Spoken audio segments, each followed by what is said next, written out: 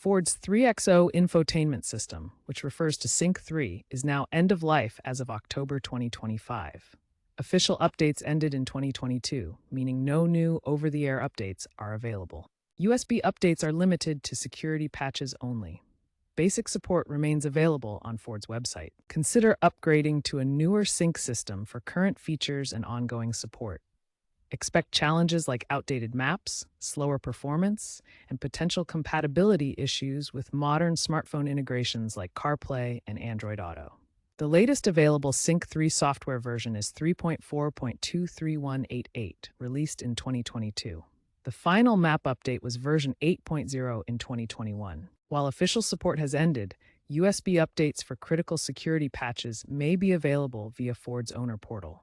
Download the files and install them using a USB drive formatted to FAT32. For maps, third-party options like Here Maps or Garmin are your best bet. For CarPlay Android Auto issues, ensure you're using the latest Sync 3 version 3.4, but be aware that wireless connectivity problems are common. Unofficial community-driven updates exist, but void warranties and pose risks. The recommended long-term solution is upgrading to a newer sync system if available for your vehicle. Otherwise, expect the device to become increasingly inoperable.